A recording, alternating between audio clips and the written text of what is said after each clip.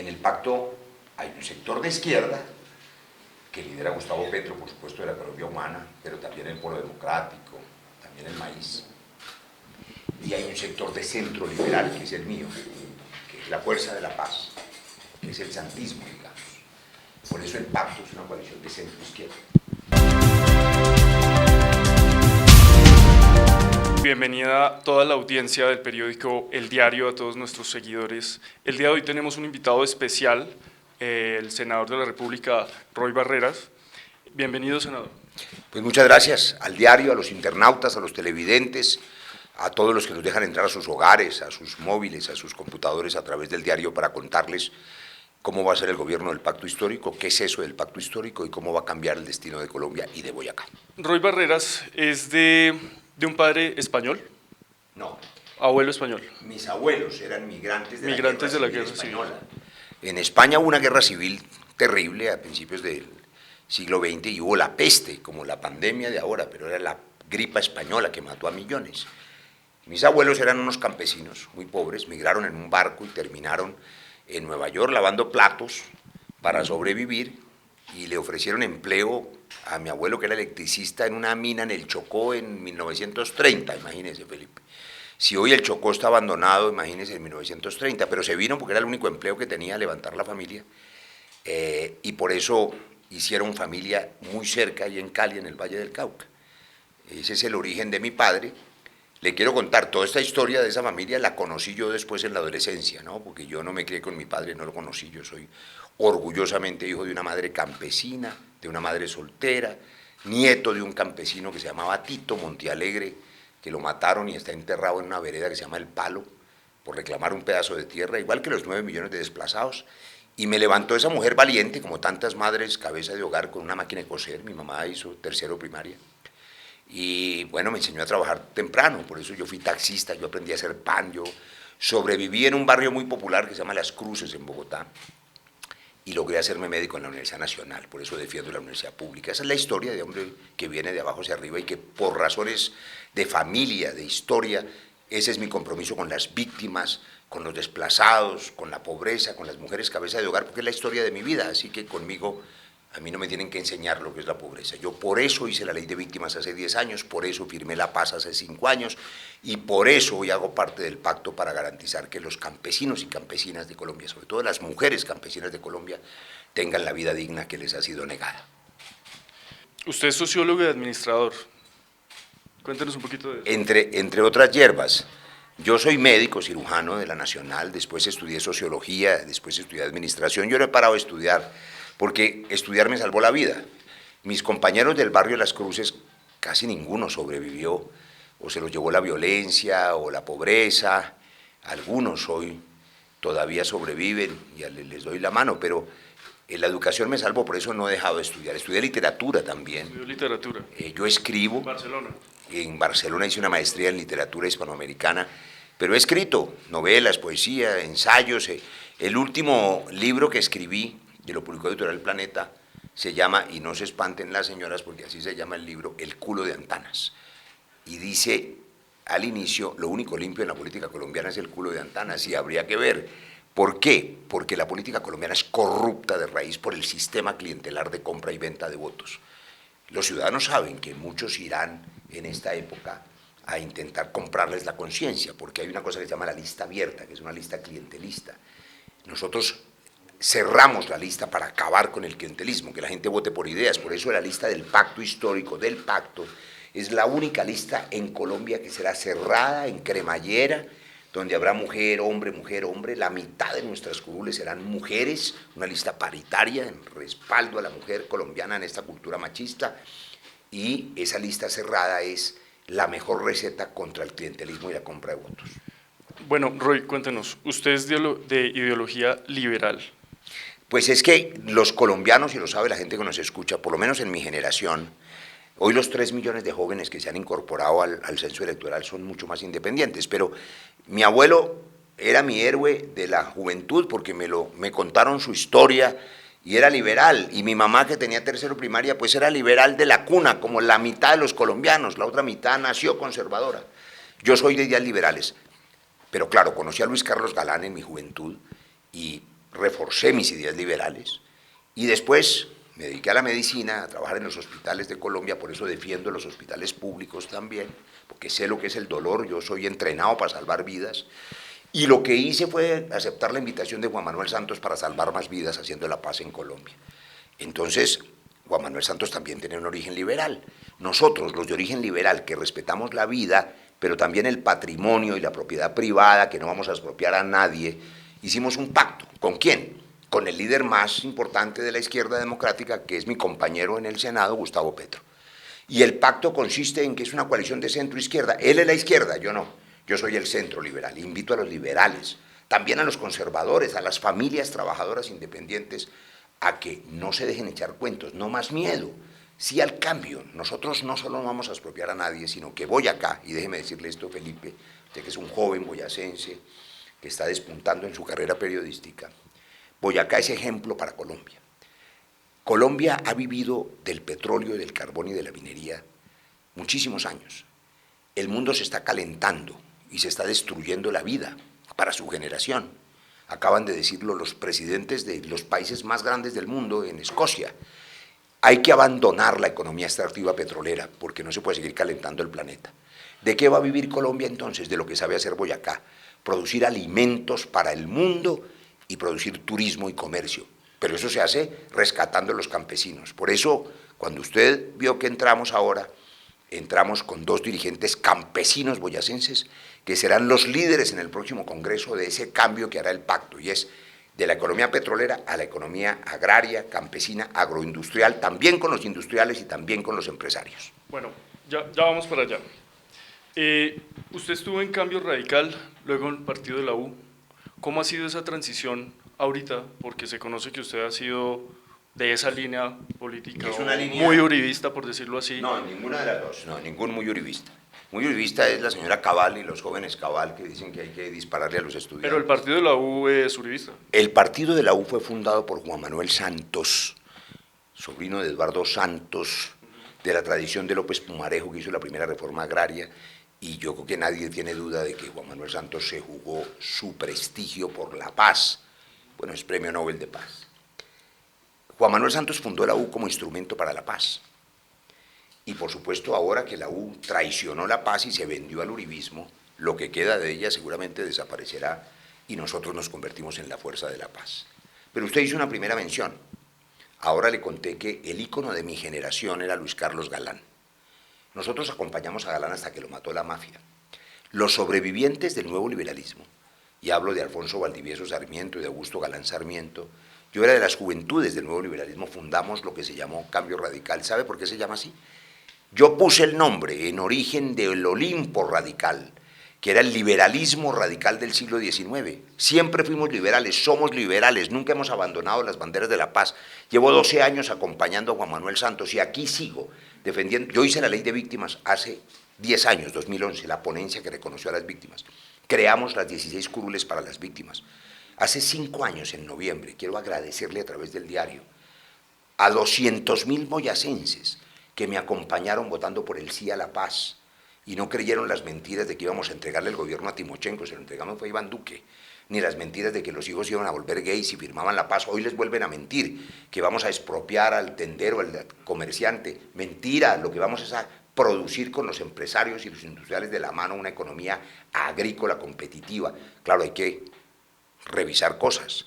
Hay que renegociar el Tratado de Libre Comercio que está acabando con el sector lácteo, importando lactosueros. La arepita que se comieron al desayuno es con maíz importado, hágame el favor, como si aquí no hubiera manos campesinas para sembrar arroz, para sembrar frijol. 43 millones de tierras, Felipe, de hectáreas, 43 millones de hectáreas hay fértiles en Colombia. ¿Sabe cuántas están sembradas? 7 millones.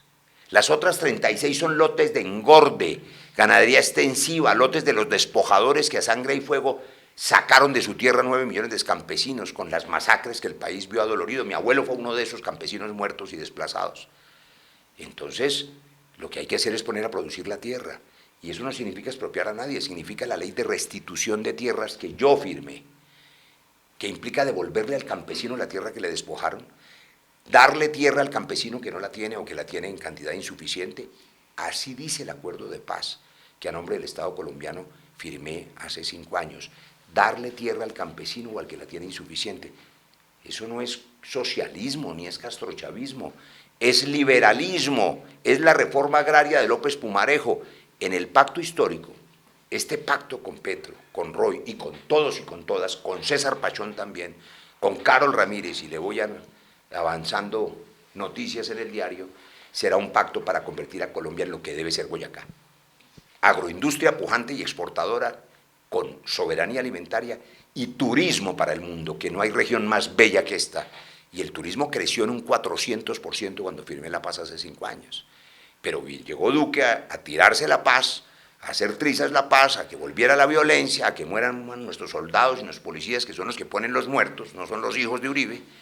Y nosotros, con el pacto, le digo a esos 200.000 boyacenses y al otro 1,5 millones, vamos a recuperar el camino de la paz. Es decir, que si usted llega a ser presidente de la República, ¿le apostaría a retomar todo lo que fue el acuerdo de paz? No, lo voy a hacer. Es que mi compromiso a nombre del Estado colombiano es implementar el acuerdo de paz, empezando por el primer punto, que es el desarrollo rural. Nosotros creamos la Agencia Nacional de Tierras, creamos la Dirección Nacional de Víctimas. Nosotros decidimos que la prioridad era el campo colombiano hasta que llegó Duque y echó a perder la implementación del acuerdo. Pero le digo más, no solamente voy a implementar el acuerdo de paz con las FARC, vamos a hacer la paz completa. Yo sé parar las guerras. ¿Usted se sentaría con los demás grupos armados, con las disidencias de las FARC, si llega a ser presidente? No, no es que me sentaría, es que me voy a sentar.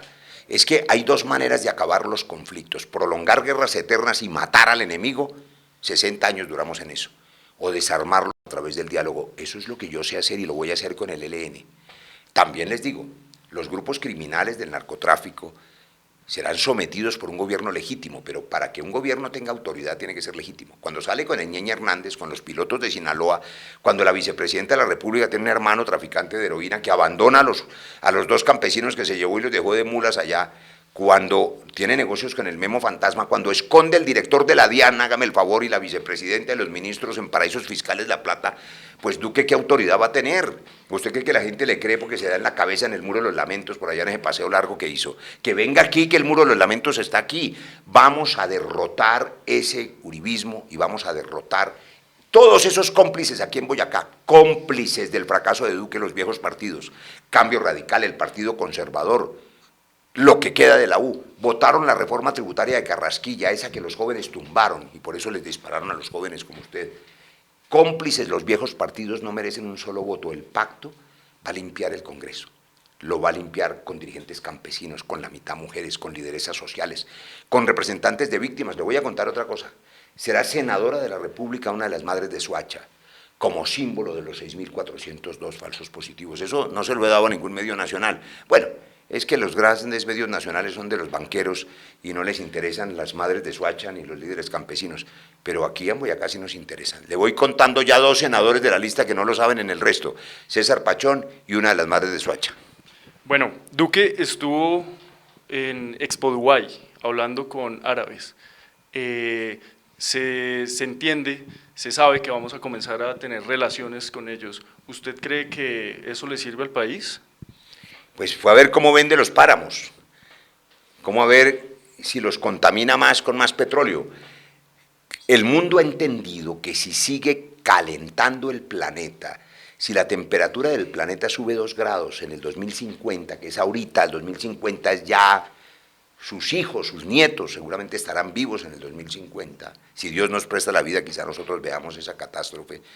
El calor derrite los polos y aumentan las inundaciones, las tormentas. 500 millones de seres humanos tendrían que emigrar de las costas. Es la tragedia. Y los señores árabes quieren seguir vendiendo petróleo aunque se acabe el planeta. Y Duque va a hacer negocios para ver si acaba los páramos con más inversión de esa naturaleza. No, yo no creo. Colombia debe tener relaciones con todos los países, pero usted me hace una pregunta, que cómo serán las relaciones con los árabes. Hay que preguntarle a las señoras árabes en esa cultura machista. Bueno, pues sí, respecto a eso se tiene planeada una visita también a Boyacá, precisamente con una empresa que es como la zona franca más importante allá en Dubái. Sí. Se habló de minería, de café, se habló de las esmeraldas que tiene Boyacá, ¿usted le permitiría que eso, si ahorita Duque comienza a negociar con eso, ¿usted qué haría si Duque les abre las puertas a ellos, sabiendo que va a ser contraproducente para nuestros páramos, para los mineros, para la población, toda la problemática minera? ¿Qué haría usted? Bueno, Felipe, hay una diferencia. Quizá la única minería limpia que no contamina, que no envenena, es la minería de la esmeralda, que son las más bellas del mundo. Casi toda la minería, casi toda la economía extractiva, incluyendo la minería de arcilla, necesaria para la construcción, de grava, que es la menos, pero la minería del carbón y la minería del petróleo, por supuesto, todas son contaminantes de las aguas, del aire. Acabo de estar en Santa Marta viendo esa bahía contaminada por el carbón. Colombia tiene que abandonar la minería contaminante, pero Colombia tiene orgullo de sus esmeraldas. ¿Qué ha pasado con la minería de esmeraldas? Lo sabe el pueblo de Boyacá y Colombia. Se dejó penetrar por las mafias y por el narcotráfico en un muy importante sector, las balaceras y las matanzas que acabaron con familias enteras. El narcotráfico es una maldición y el que se mete en el narcotráfico es alguien dispuesto a matar para enriquecerse. El pacto va a acabar con esa maldición. Es un tema largo, pero le anticipo. Los televidentes del diario saben que hoy en los Estados Unidos, en todo ese país, la marihuana es legal y aquí nos seguimos matando. Como decía mi abuelita, que no era monja, no seamos tan pendejos.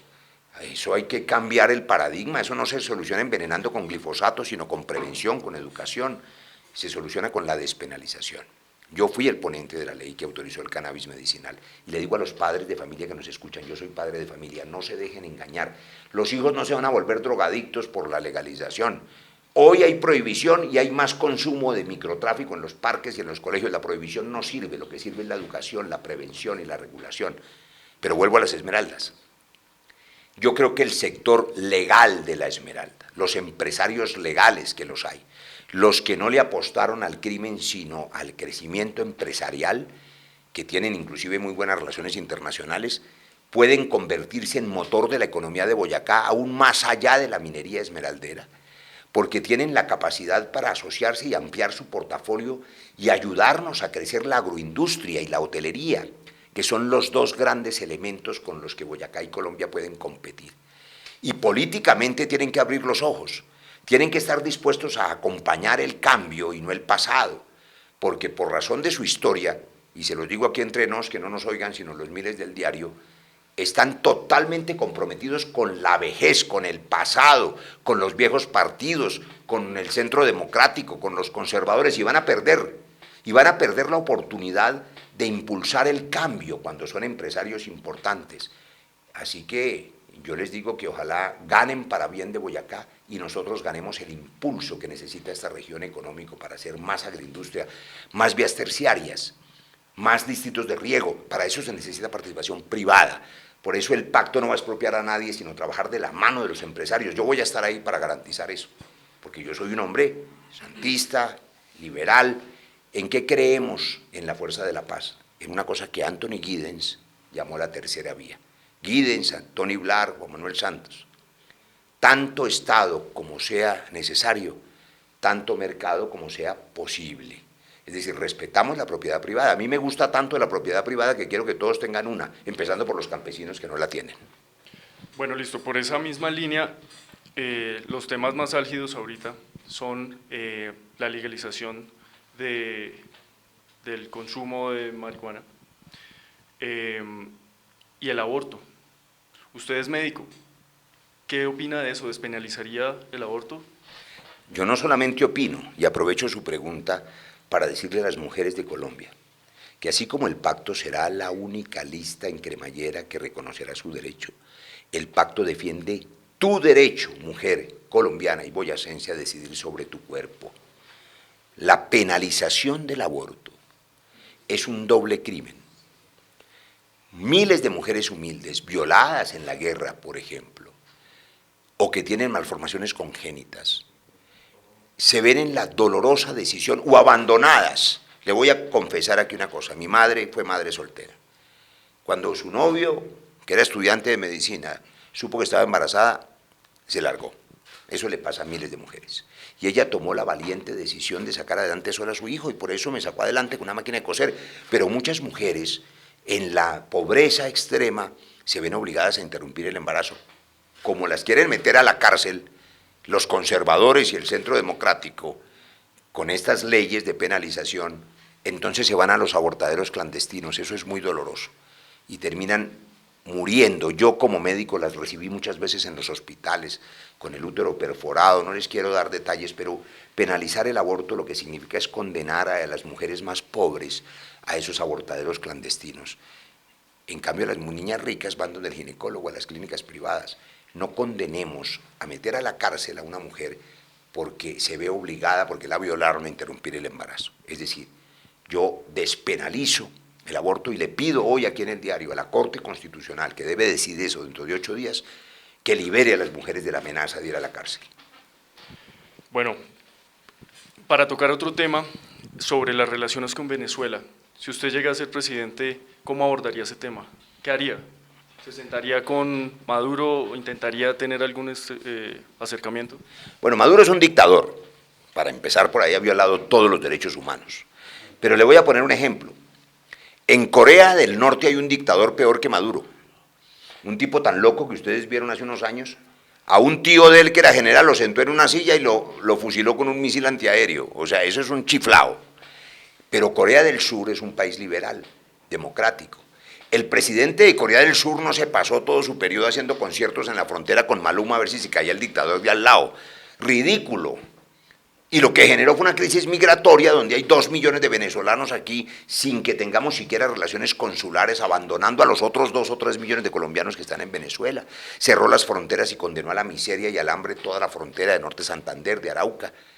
Claro que hay que establecer relaciones consulares, hay que proteger a los colombianos que viven allá y hay que resolver el tema migratorio. Haber roto esa comunicación lo que ha servido es para que las disidencias y los criminales se escondan en esa frontera y no haya quien reclamarle, porque no hay ni siquiera colaboración policial. Si algo ha fracasado en el gobierno Duque son las relaciones internacionales. ¿Qué tal Molano, ese ministro incapaz, el que dice que los niños son máquinas de guerra, el que después de que yo tumbé al ministro Botero por bombardear niños en el Caquetá, volvió y los bombardeó en el Chocó hace unos meses, sale a decir que le va a declarar la guerra al Irán? Les tocó corregirlo. Torpes, los vamos a derrotar. Ni un voto por ese duquismo, ni un voto por los partidos que acompañan el duquismo. Y son todos los que están enmermelados. El Partido Conservador, el Centro Democrático, Cambio Radical, lo que queda de la U, están enmermelados. Deben ser derrotados por el pueblo colombiano y el pacto los va a sacar del Congreso. Bueno, senador, hábleme del desempleo en Colombia, de agosto del 2020 a agosto del 2021, más de 900.000 personas en el país han quedado en desempleo. En Boyacá, ¿usted a qué le apuntaría para ayudar a que esa tasa no sea tan alta? Felipe, desde el 2018, antes de la pandemia, en el 2019 ya, gobierno Duque, mal gobierno, nosotros en el gobierno Santos habíamos dejado el desempleo en 1 dígito. Ya en el 2019 estaba en 2 dígitos. Con la pandemia, por supuesto, empeoró. ¿Qué hicimos? Los colombianos le dimos en abril, hace 1 año y medio, a este gobierno y a este Congreso incapaz y abyecto, 25 billones de pesos de ahorros, de un fondo de ahorro que yo creé en el 2011, en la reforma de las regalías, para emergencias. Y claro, la pandemia era una emergencia, pero le dimos la plata para que comprara vacunas suficientes. Yo quisiera saber cuántos televidentes del diario tienen su segunda dosis ya hoy para proteger la vida. Muchos todavía no la tienen 1 año y medio después. Murieron miles de personas porque no había unidades de cuidado intensivo suficientes en el tercer pico. No compró UCI suficientes, no le pagó a los médicos y a las enfermeras, mis colegas, que el 60% de ellos están tercerizados, trabajando a destajo, porque la ley 100 los arruinó y los trabaja de manera humillante. ¿Sabe qué hizo con la plata? Negó la renta básica que le pedimos que le diera a los campesinos y el subsidio a los comerciantes que cerraron sus empleos, al del restaurante, al de la cafetería, al del pequeño hotel, para que pudiera sobrevivir. En lugar de hacer eso, le dio los 25 billones a los banqueros, para que los banqueros se siguieran enriqueciendo, haciendo créditos con tasas de interés al que ya estaba arruinado. el desempleo, por supuesto, creció. Hay una reactivación natural de la economía que se llama de rebote, porque la gente, para decirlo como hablamos los colombianos, se mamó de estar encerrada, y la gente salió a trabajar. La gente no quiere que le regalen nada, lo que quiere es trabajar. Pero no es suficiente con la reactivación espontánea de la economía. Le doy una cifra precisa. De esas 43 millones de hectáreas, que solo 7 están sembradas, en nuestro gobierno vamos a recuperar 4 millones de hectáreas para que siembren alimento y comida en alianzas entre el campesinado y la agroindustria. Cada millón de hectáreas nos produce 1 millón de empleos. Por ejemplo, en el arroz, una hectárea necesita 4 jornales. Y así con las frutas y con la horticultura. Esa generación de empleo desde el campo, que no solamente es el empleo rural, que hay que dignificarlo, garantizándole el seguro social, la seguridad social al campesino, implica un salario diferencial, separar el salario del costo de la seguridad social.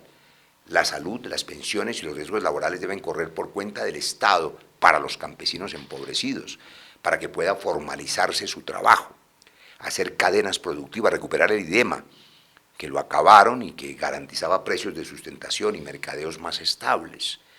Esa generación de empleo desde el campo implica también la plusvalía de la transformación de alimentos. Yo quiero una universidad pública volcada al campo, generando para los jóvenes de Boyacá y de Colombia carreras que le sirvan al país: ingeniería de alimentos, agroindustria, comercio exterior, idiomas, zootecnia, administración de empresas, comercio internacional, sectores sociales y formación en las ciencias sociales para transitar de la cultura de la muerte a la cultura de la vida, de la cultura del petróleo a la cultura del agro.